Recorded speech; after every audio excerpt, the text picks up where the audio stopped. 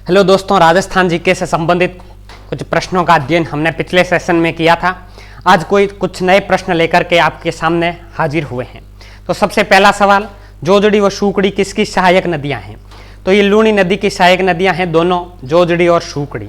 तो सबसे पहले लूणी नदी की बात करते हैं। लूणी नदी राजस्थान के अजमेर जिले से निकलती है, लेकिन जब यह अजमेर जिले से निकलती है तब इसका नाम लूणी नदी नहीं होता है। ये दो नदियों के रूप में निकलती है। एक नदी नाग पहाड़ से निकलती है जिसका नाम सागरमती नदी है। इस तरह से ये सागरमती नदी निकलती है। दूसरी नदी पुष्कर की पहाड़ियों से निकलती है जिसका नाम सरस्वती नदी है। और फिर दोनों नदियां गोविंदगढ़ नामक स्थान पर मिलती है और उसके बाद इस नदी का नाम हो जाता है लूणी नदी। इस प्रकार से ये गुजरात में कच्छ के रण में जाकर के विलीन हो जाती है। तो ये जो सागरमती नदी है इसमें सरस्वती नदी आकर के मिलती है गोविंदगढ़ नामक स्थान पर और बाद में इसका नाम हो जाता है लूणी नदी। इसमें एक सहायक नदी आती है नागौर से, उसका नाम है जोजड़ी नदी। पोडलू गांव नागौर से यह आती है, इसका नाम है जोजड़ी नदी और जोधपुर में आकर के ये लूणी नदी में मिल जाती है। तो ये है पोडलू गांव नागौर से आती है और इसका नाम है जोजड़ी नदी। फिर एक नदी आती है पाली से। पाली से एक नदी बहती है जिसका नाम है बांडी नदी, हिमावास पाली से निकलती है इस प्रकार से। और ये बांडी नदी जाकर के पाली में ही लूणी नदी में मिल जाती है। भले मैप में आपको जोधपुर में जाती हुई दिखाई दे रही होगी, लेकिन जोधपुर और पाली की सीमा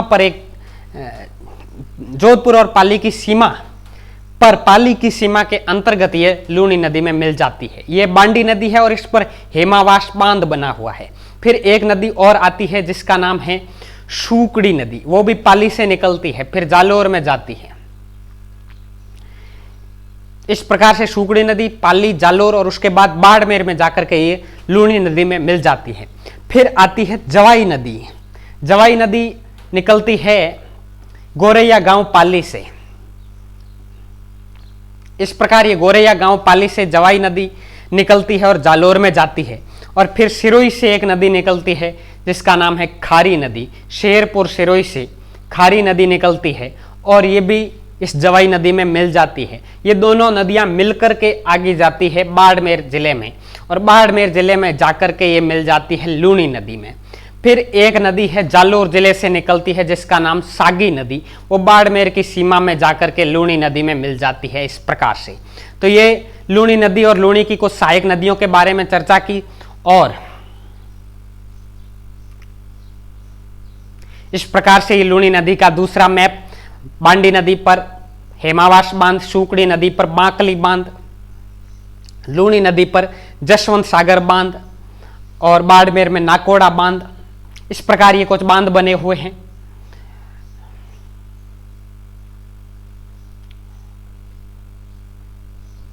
दूसरा सवाल, चित्रांकन की उनियारा शैली को किस चित्र शैली की उपशैली के रूप में माना जाता है? तो ढूंढाड़ चित्र शैली के बारे में चर्चा करें तो उसमें कुछ चित्र शैलियां आती है जिनमें एक शैली है उनियारा शैली। उनियारा नामक स्थान वर्तमान में टोंक जिले में है और उस समय ये जयपुर रियासत का भाग भी हुआ करता था, लेकिन इसलिए उसको ढूंढाड़ चित्र शैली के अंतर्गत रखा गया है। उनियारा के कोई जागीरदार थे सरदार सिंह। वे कला के बहुत अच्छे प्रेमी थे, धार्मिक व्यक्ति थे और उन्होंने एक इस चित्रकला के कलाकार को आश्रय प्रदान किया जिसका नाम था मीर बख्श।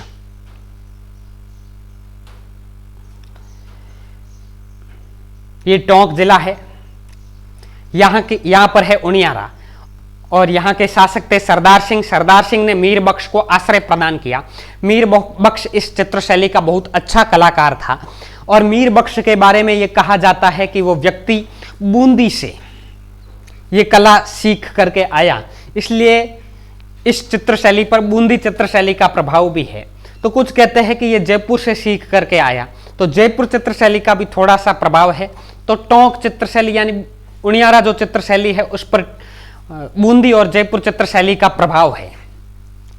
और वो मीर बख्श सरदार सिंह के पास आया तो सरदार सिंह ने उसको आश्रय प्रदान किया और सरदार सिंह के कहने पर श्रीमद् भागवत का सचित्र वर्णन किया, यानी श्रीमद् भागवत के जो श्रीमद् भागवत महापुराण से संबंधित जो कथाएं थी उनका चित्र इस व्यक्ति के द्वारा यानी मीर बख्श के द्वारा बनाया गया सरदार सिंह के कहने पर।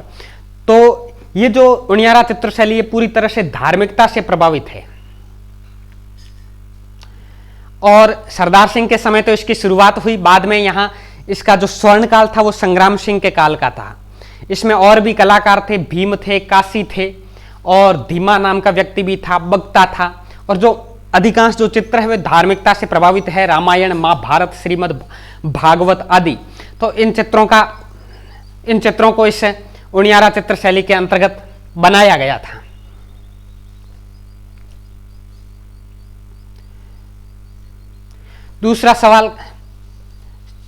तीसरा सवाल गौतमेश्वर धाम किस जिले में स्थित है?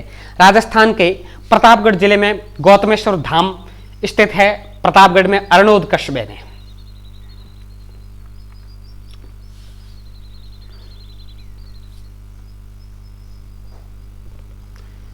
इस प्रकार ये गौतमेश्वर धाम की स्थिति दिखाई देती है और यहाँ खंडित शिवलिंग यानी भगवान शिव से संबंधित है ये गौतमेश्वर धाम।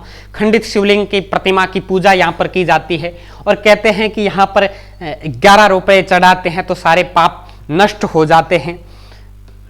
इस प्रकार का यह गौतमेश्वर धाम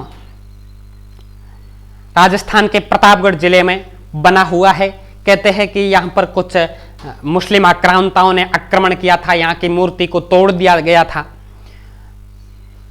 और यहाँ पर जो कस्बा यहाँ पर एक पास में तालाब बना हुआ है, उस कुंड में स्नान करने से सारे पाप नष्ट हो जाते हैं, ऐसा इसके बारे में कहा जाता है। अगला सवाल जोधपुर के प्रसिद्ध पर्यटन स्थल जसवंत थड़ा का निर्माण किसने करवाया?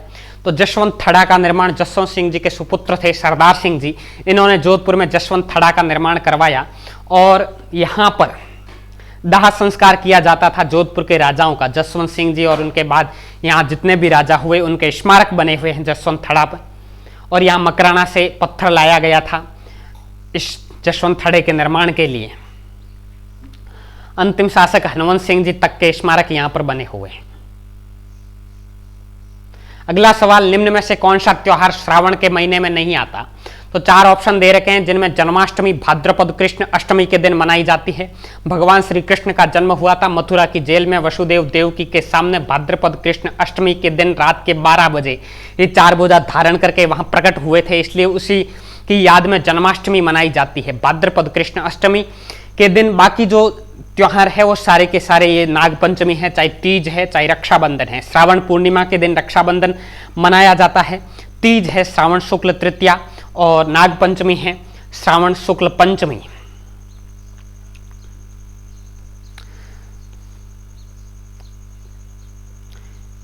इस प्रकार राजस्थान जीके से संबंधित कुछ प्रश्नों का अध्ययन हमने किया और भी हम लोग इसी प्रकार प्रश्नावली का अध्ययन करते रहेंगे लेकिन अगले सेशन में। तब तक के लिए धन्यवाद।